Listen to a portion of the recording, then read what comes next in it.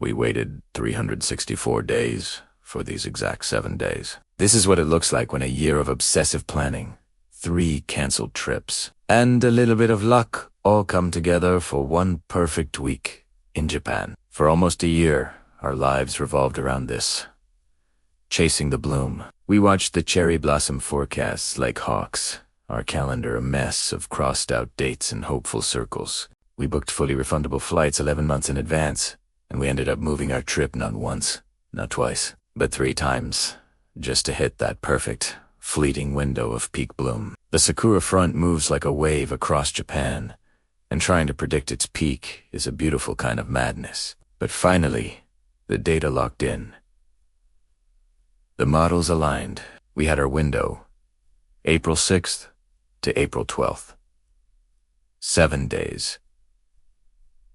That was it. We packed our bags, our fingers crossed, hoping we got it right. So, what does it actually cost to chase a dream like this? Here's the full dollar-by-dollar breakdown for our family of 3. The grand total for our 7 days in cherry blossom paradise came to $5,837. Let's break that down. The biggest chunk was our round-trip flights from Europe to Japan, which cost $1,987. And stick around, because I'm going to share a little business class trick that saved us a ton of cash. For our accommodation, we spent 7 nights in a mix of a beautiful 4-star ryokan and a convenient Airbnb, totaling $1,650. The 7-day Japan Rail Pass for all 3 of us was $780. Our food budget, which was a delicious mix of kid-friendly street food and even a cheeky Michelin star meal, came to $720. And everything else, tickets, souvenirs, local transported up to about $700. That works out to roughly $833 per day for our family. Was it worth it? Absolutely. Our first morning, we were up before the sun, 5 a.m. We arrived at Kyoto's Philosopher's Path, and it was completely empty. Just us and the trees. The air was still, and the silence was only broken by the sound of petals gently falling around us. It felt like walking through a dream. Day 2, we dove headfirst into the energy of Osaka. We explored the magnificent Osaka Castle, its white walls contrasting beautifully with the pink blossoms. Then, it was time for a kid-approved street food tour. We ate takoyaki, okonomiyaki, and probably way too many taiyaki. Seeing our son's face light up with every new taste was pure gold. On day 3, we headed to Arashi. First, the iconic bamboo grove. Walking through those towering green stalks feels like entering another world. It's so peaceful and majestic. Afterwards, we made the climb up to the Iwatayama Monkey Park. The monkeys are hilarious, and the view of Kyoto from the top, framed by cherry trees, is just spectacular.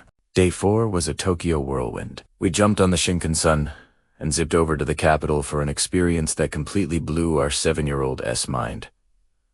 Team Lab Planets. It is an interactive digital art museum where you walk through water and become part of the art. He was just running around, laughing, completely mesmerized. It was pure, unfiltered joy. Day 5, we left the city behind for one of Japan's most iconic views. We found a spot with a perfect line of sight to Mount Fuji, framed by weeping cherry trees in full, glorious bloom. We just sat there for hours, taking it all in. It's a postcard moment that you just can't prepare for. It's even more breathtaking in person. For day 6, we experienced a different kind of magic.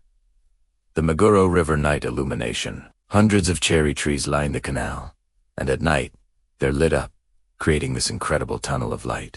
The reflection of the pink blossoms and lanterns on the water is just unreal. It's one of the most romantic, magical city scenes I have ever witnessed. And on our final day, we found a single, 100-year-old Samayoshino tree in a quiet park. We spread out our mat and had one last sunrise picnic underneath its massive, sprawling branches. It felt like saying goodbye to an old friend. A perfect, quiet end to an unbelievable week. Traveling to Japan with a child during the busiest season of the year sounds intense, but we found some amazing hacks that made it a breeze.